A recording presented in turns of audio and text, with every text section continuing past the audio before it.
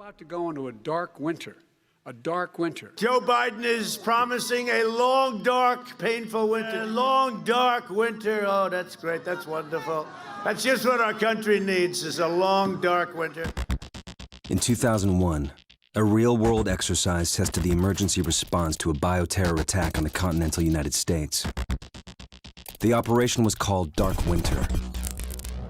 Within just a few days, the simulation spiraled out of control. The operation predicted a rapid breakdown in essential institutions, civil disorder, and massive civilian casualties. Dark Winter has revealed how vulnerable we've become.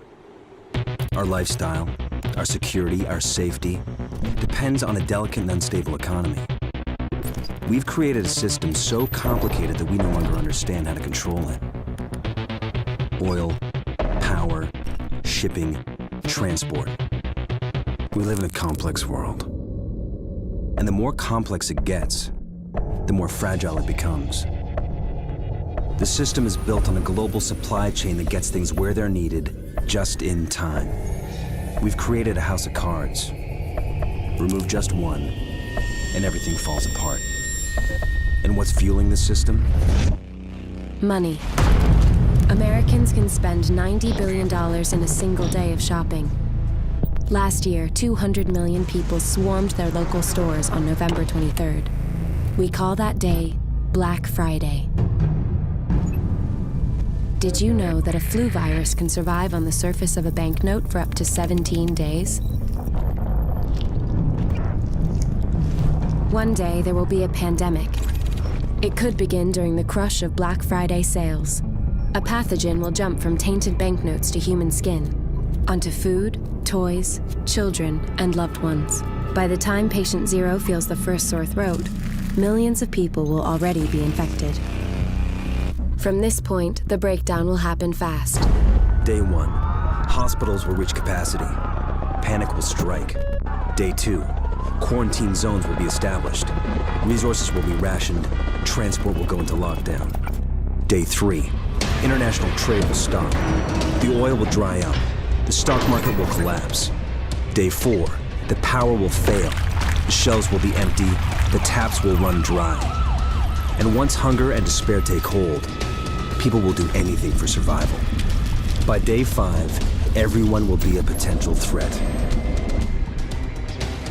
In 2007, a new presidential directive was signed quietly into law. This maps out the government's response to a crisis, a plan to cope with a real dark winter. It is known as Directive 51. There are rumors of shadow agencies, sleeper cells, covert agents, but nothing can be confirmed. Our complex world is primed for breakdown. And once the chaos strikes, there won't be resources to save us all. The only question left is, what will it take to save what remains?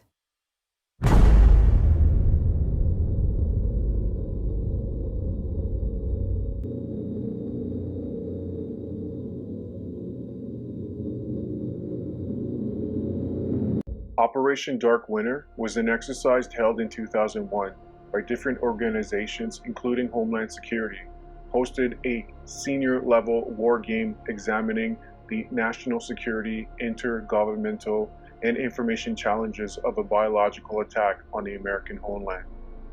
A smallpox outbreak was confirmed by the CDC, and during these 13 days of the game, the disease spread to 25 states and 15 other countries. The focus points and debates was the lack of inadequate supply of smallpox vaccines, roles and missions of federal and state governments, civil liberties associated with quarantine and isolation, the role of Department of Defense, and potentially military responses. In the exercise, the source of the infections was unknown. An exposure was presumed to have taken place at least 9 days earlier due to the lengthy incubation period of smallpox. And through the media, the narrative will be that smallpox, because of its high case fatality rate and transmissibility, represents one of the most serious biological warfare threats to civilian population.